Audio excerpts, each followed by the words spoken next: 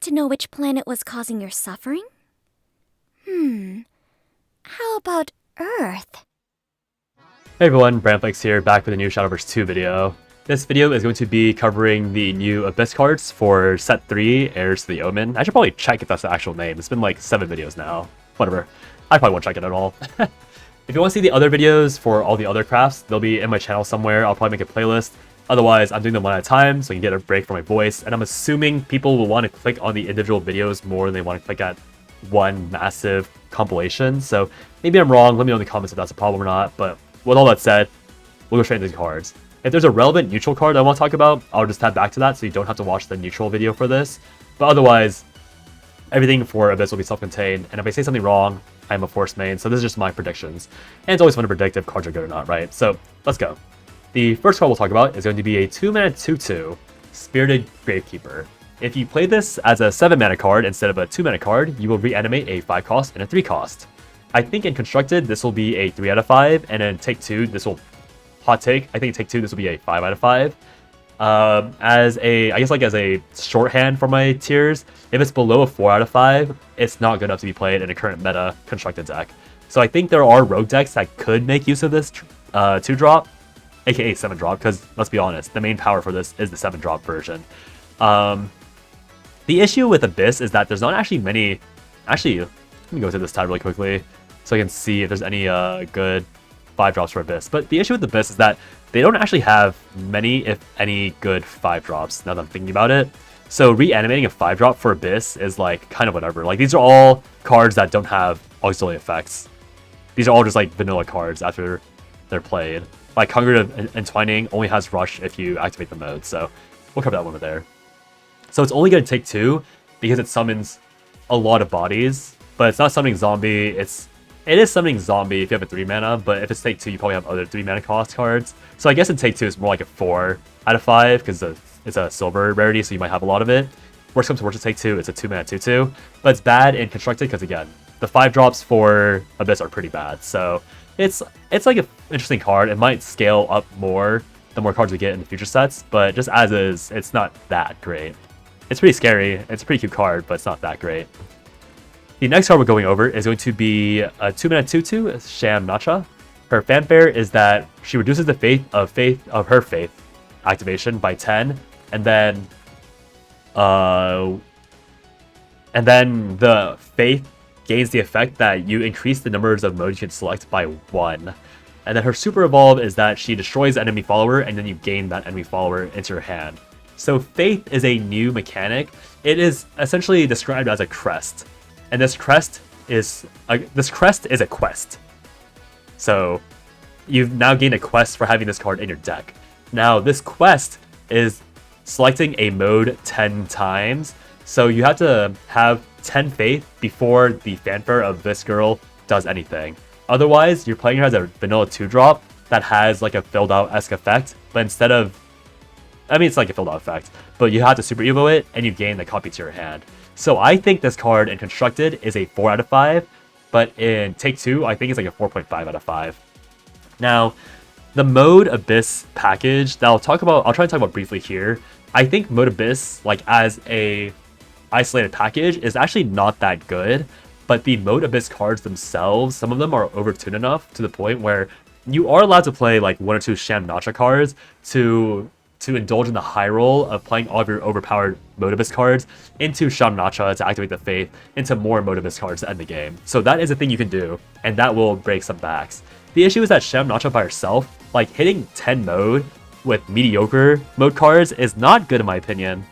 And then you also, if you're relying on that mode quest, you have to have Sham-Nacha again at the end, because you're probably playing as a 2-drop to survive the early game, but then you have to draw another version of her, which is pretty feasible, but as a Carbuncle Roach player, I know the pain of drawing even one of my necessary cards to fulfill a win con. So I think just as a upside, she is really good. That's why she's 4 out of 5.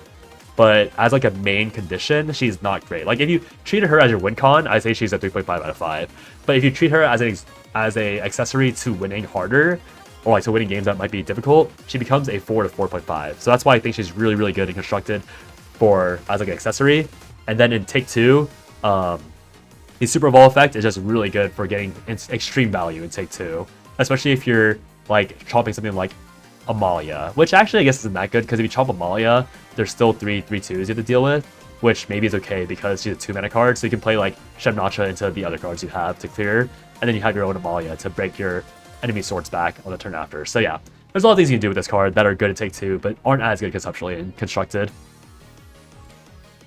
The next card we're going to talk about is going to be a 2-mana amulet, Castle of Entwining. Fanfare, choose a mode, and then you can engage it for 1 mana to destroy the card and replicate the Fanfare ability, which is, again, just choosing a mode.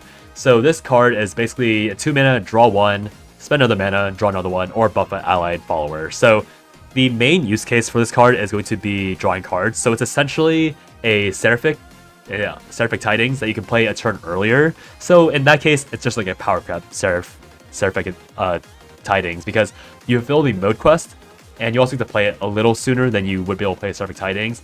And also you do get the benefit of buffing an allied follower by a 1/1, but that's...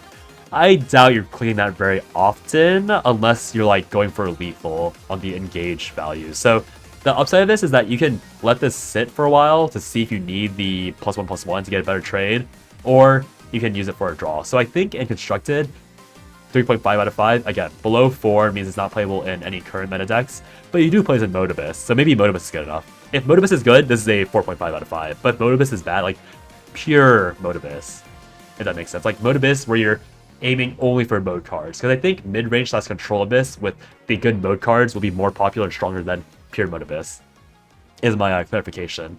So in that scenario, if you're playing pure Modibus and Constructed, it's like as strong as I think it is, it's a 3.5 out of 5. But if it's as strong as the current Abyss is, then it's going to be a 4.5 out of 5, like full disclosure.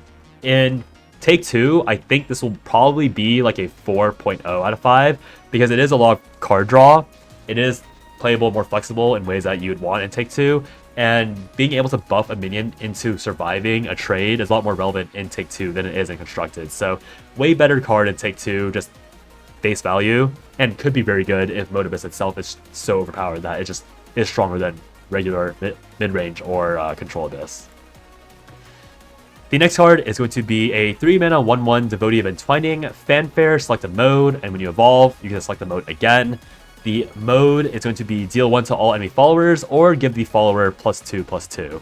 So this is essentially Apollo for Modibus. I think for generic Abyss, this will probably be like a 4.0 out of 5, barely. And then in Take 2, it will be a 4.5 out of 5, just because, again, it's like it's a bronze card. Bronze cards have way more value in Take 2 because you get them more often. And since it's crappy Apollo, like, Apollo is already being played in Abyss if you really coped. The stat lines are worse than Apollo, to be fair, but you also don't need to use the Apollo effect if you draw it later on. So the flexibility of it is quite good. Like 3-mana 3/3, not insane, but if you Evo it, you very quickly have a 3-mana 7/7, and then you trade off the 7 health for something else. Like, it's very alright, and again, dealing 1 to all enemy followers is very great tech against Forest, and it once again fulfills the mode aspect. So this would be like a card you would play in generic mid-range Abyss to like win out more if you get Sham-Nacha later. But obviously it's so strong that you're playing in like it's probably so strong that you're playing in every single Abyss variant, is what I'm saying. So that's why it's a 4.0, maybe even a 4.5. I don't know how much the 1 HP mattered for Apollo, I guess is the main thing. Like, if the 1 HP was irrelevant for Apollo, this is probably very easily a 4.5 out of 5, but if it does matter, that's why it's dropped down to a 4.0. The next card is going to be a 3-mana spell, Screaming and Loathing. You can just select 2 modes, so it actually advances your faith by 2. First mode is going to be recover 1 play point, second one is draw 1 follower, third one is draw a 3-cost spell, and the fourth one is deal 4 to a random enemy follower. And Constructed, I think this is going... Actually, is this an amulet? Sorry, it doesn't say what the trade is. I actually don't know if this is an amulet or not. So if it is an amulet, this is really, really good.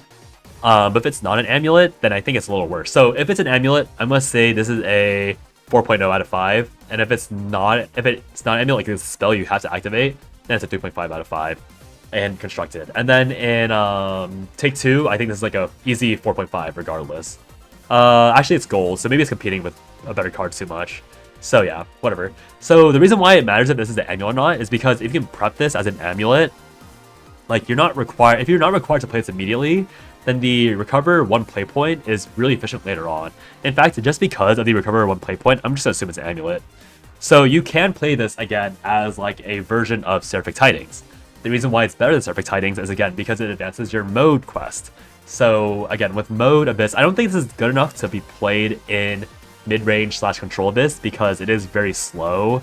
It might be like, again, if generic Abyss is strong enough that you can play these slow cards and still stabilize and be fine, this card just skyrockets in value. But assuming that you're actually punished for playing this card is slow enough that's like kind of bad because okay, obviously dealing 4 to 2 random enemy followers for 3 mana is pretty decent. Like, that's already good enough for most constructed decks.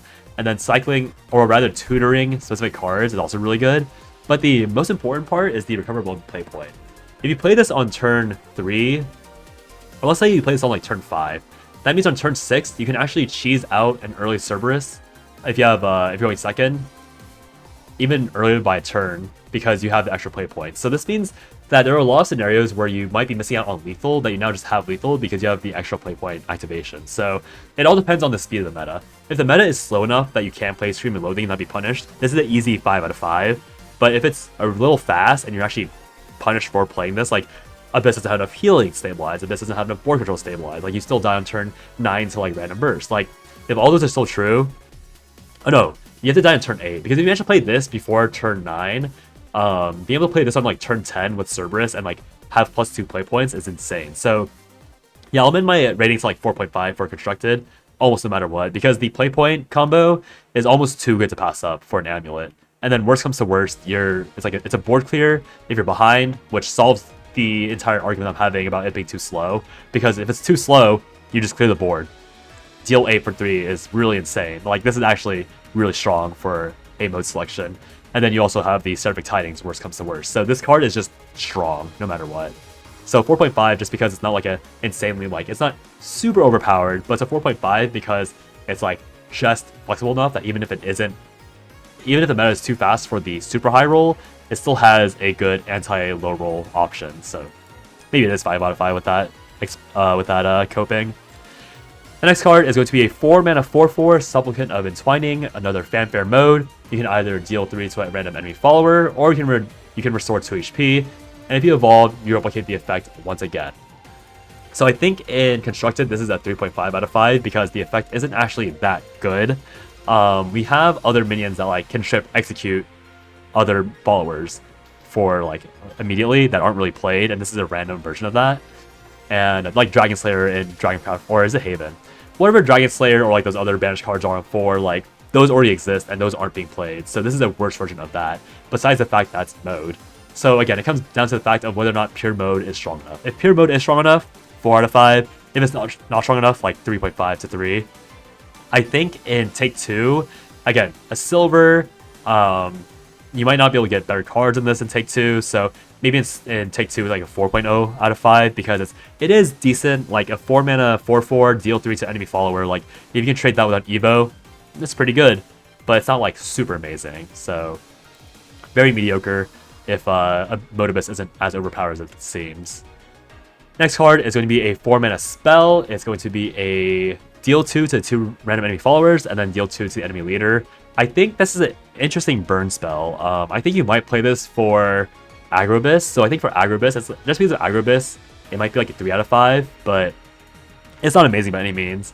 And then for Take 2, I think it's also like a 2 out of 5. This card is a burn card that happens to maybe deal with your enemy board at the same time, but it's really expensive for that.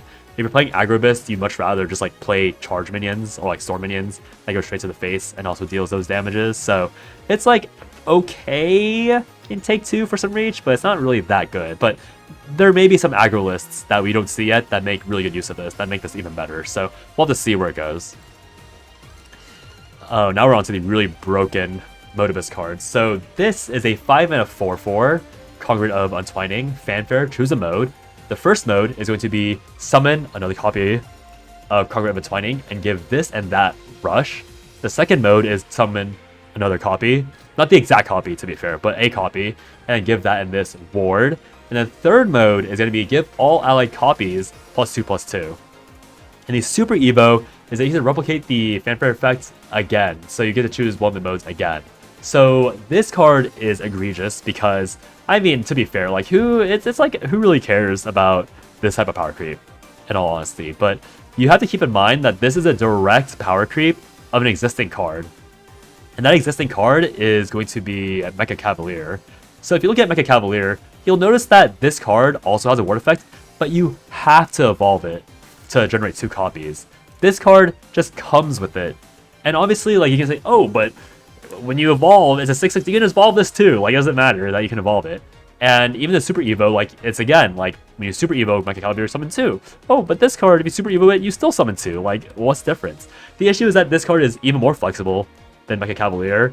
And then in the scenario where you activate Sham-Nacha's Faith, you get to choose it twice. So you can choose a lot of these rushes or a lot of these wards, Super Evo it, and then some even more with buffs. So the upside of this is just direct, this is really just a direct power creep of Mecha Cavalier. Now, total transparency. Is Mecha Cavalier even that good? No. So this card, even though it power creeps Mecha Cavalier, it still might not be good enough. But the issue is that it is a very good 5/5. Like, you don't have to give it rush, or you don't have to evolve it to get 2 copies. So at its worst, at its baseline, it is 2 4/4s with rush, no evo required. Does that clear enough on turn 4 or 5? Sometimes no. Sometimes you will have to evo this in order to kill 1 minion. So like, you might play this, summon the ward, and then evolve the non-warded one to clear a minion. Like, or they're both warded, so you just evolve one and clear a minion. Like, there are scenarios where this is still not good enough. But the issue is that, again, this is a mode advancer. When you Super Evo it, it's really, really efficient. It is a 5 mana cost. I mean, Abyss has plenty of very good 5 mana. Like, this is contesting with Argaby. So he looped back to the issue of, is a power crab Mecha Cavalier even good enough to be played in Abyss? So for 5 mana, Abyss has Argaby. Argaby is probably one of the strongest, if not the strongest, 5 mana costs in the game. Like, it competes with, I mean, obviously Glade exists, and people might argue that Glade is better, but Argaby doesn't need to be Evo to deal 7 to board, which is pretty good. And obviously there are a lot of boards that will outscale Argaby, but it's hard to beat Argaby on 5, just like it's hard to beat Glade on 5 with Evo. So, does this card compete with Argaby? Kind of, but I think Argaby is still better. So even though I really want to give this card a 5 out of 5 rating, purely because Argaby is there and Argaby is that strong, this card is ironically more like a 4.9 out of 5, because you do have to question, oh, if I have Argaby and Congregant in the same time, which one would I, like, it's actually like a which one would I rather play moment. And you'd rather have Argaby in hand to deal with boards than you would Congregant. But again, if it's an empty board, Congregant is super efficient and advances your modes, so you'll never not play Congregant in mid-range Abyss or Control Abyss. It's just that, like, Argaby is so much, is that good, that Congregant comparatively has to be rated a little lower, even though it is going to be played in every deck, and make Mode Abyss and Generic Abyss even stronger, if that makes sense. The next card is going to be another, like, pretty straight up upgrade of most cards that have the same mana. 7 mana 5/5 Rulenye Valnaireik. So Fanfare, you choose one mode to activate. Screaming Diffusion, which is a 0 mana spell, which gives you 2 copies. It summons 2 copies of Rulenye and Val. I'm just gonna call them RMV. It gives you 2 copies of RMV and gives them Rush.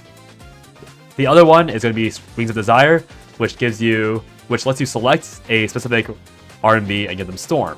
So one thing to keep in mind is that these are spells, right? These are spells that you can keep in hand. So you have, on turn 7, you have, without Evo, you have summoned a generic 5/5 and 2 5/5s with Rush. This is on par with Kuon, essentially, like, in terms of, not really like board clear flexibility, but in terms of like active stats, this is already better than Kuon, because Kuon summons a 2/1 and a 3/3 Rush. So obviously with Kuon, you Super Evo him, so you have, or Super Evo them, so you have a 6/6 and a 4/5 as well, so that's an extra 10/10 in stats. Whereas with R&B, you Super Evo the generic copy, so you have a 7/7. So it is worse than Kuon in that scenario, and also keep in mind that Kuon, you do, with Kuon, you also have the nuance that you're getting spell boost as well, and you also have 10 mana Kuon. So like, R&B isn't as powerful as Kuon, but it's Abyss's version of Kuon. And so keep that in mind, because when you summon R&B, So let's say you summon RMV on turn 7, and you play Scream Diffusion, and you just immediately seize board control. Keep in mind that this is Abyss. You still have Cerberus on next turn, so your opponent has to deal with what could potentially be 17/17 on board that already trades into Cerberus. So if you have a coin, you can play coin RMV into RMV into Cerberus, which is, in my opinion, very crazy. Like, that is really powerful. And then keep in mind again that if you play coin RMV into RMV and you grab Scream Diffusion and then you grab Wings of Desire, these are 0 mana spells. So if the Abyss player is simply far ahead enough, like the Abyss player can play coin turn 6 RMV, and then they play Scream Diffusion. So now they have a 0 mana card. Like, if your board is not strong enough to force them to play Scream Diffusion immediately, they have a 0 mana card that gives them 2 5/5s. And then if they play the second one somehow, like, this is a very high roll to be fair, but if they manage to play a second one and they take the Storm, that means that when they play Cerberus, they straight up have a 0 cost 5/5 Storm. And if your minions, like, if you have any 5/5 minions or above, they can trade off one of the 5/5s, and they have Crypts, they activate Crypts, and then they play Cerberus, so they have a 5/5, 2/1/1s, and the damage face dog. So they can deal a lot of damage if you don't have the tempo or board control to force them to play more cards. So you can see how this card in particular, like, this card is like a 10 out of 5 in my opinion. Like, this card is ridiculous because, again, at its worst, it's just Abyss Kuon. But it's Abyss Kuon that is better without Evo, and then is barely worse with Evo. This card, if you get lucky and get multiple copies of her, or of them, because there's 2 of them, this card is a damage reach because it's a 0 mana 5/5 Storm if you have 2 of them. If you draw all 3 somehow, or let's just go even crazier, just say that you proc Sham-Nacha, you just play 1, and then you have both of them.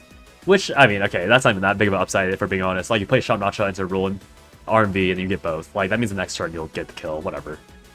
But it's just so flexible of a card because you have the option. Like, it's a pretty big brain card. You have to remember that you have the combo, and you have to see the opening and then play the combo. But, like, who's gonna pass up, play one of these, play another one of these, and then just, like, because again, you can just super evo it. Like, you don't even have to play the mode. You can play turn 6, coin turn 6, Rulenye, and then super evo 1, trade, you have an 8/8 that your opponent has to deal with, and save the 2 5/5s, and you can play it again, super evo again.